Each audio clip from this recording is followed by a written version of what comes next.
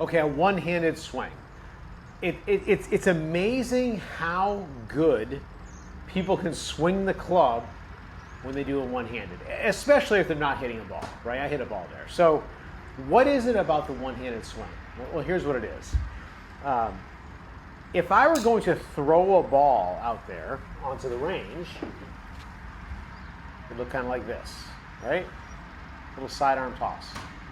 If I were to bend from the hips the same way I would in my golf swing, right? Kind of the same thing. It did feel a little bit different though. But basically, we have this going on. We're moving weight into our front side. There's a lot of things going on though. Very different than when we see a newer golfer, a higher handicapper, kind of this way, where they're moving weight into their back foot.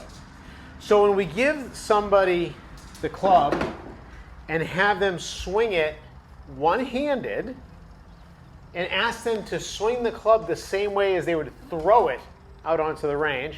I don't know if you can see Grampy here. Are you trying to get the dog to come out with you? Cookie, you got to go home with Grampy. Go on. All right, thank you for watching her. The dog's going with Grampy. She gets extra treats with him, I guess. So where were we? So if we can get people to swing the club the way they would throw it, boy, their golf swings would be doing a lot better. So something I'll ask people to do is I'll ask them to pick up the club in their dominant hand. So for me, that'd be my right hand. And I'll also ask them to hold their trail bicep close to their rib cage. And I have them do that because it helps them turn a little bit. A lot of times when the club is in their hand, they'll just do this, and that's not really the way we would swing. So I ask them to hold their bicep next to the rib cage and swing the club the way they would throw it if they were going to throw it out in front of them. And you see a lot of that weight transfer working, right? After they get used to doing this, and you should try this, take 10 or 15 swings just like this.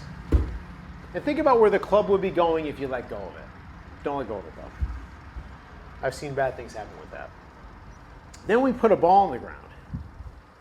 So watch what happens if I go back to the old way, the high handicapper way of weight moving into their back foot. Watch what happens.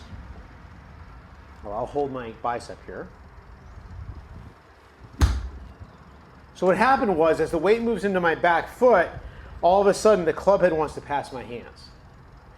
If we were to hit the ball or swing the club the way that I would do it if I was going to throw the club out there, I'm going to keep pressure moving forward, and it's going to let the handle lead the club head through impact, and I'm going to hit the ball much more solid. Okay?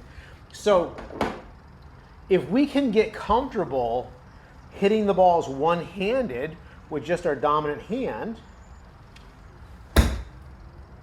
right? We're going to be encouraging the weight in the front foot, which helps us get the handle forward and helps us hit the ball before we hit the ground. So this one-handed drill, it's a great way. And if you're not, if you're not an experienced golfer, if you're kind of new, if you're a higher handicapper, go ahead and try it. Like, just get a feel for how would this go if you were going to throw the club at the target 30 or 40 yards up the fairway.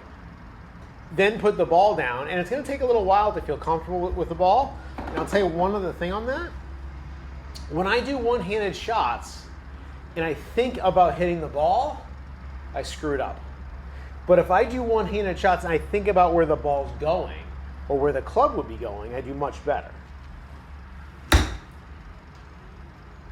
All right? So try the one-handed practice swings. Work it into one-handed swings. You're going to start to use the club better. You'll get weight in your front side, and you'll hit better golf shots. Thanks for watching. See you next time.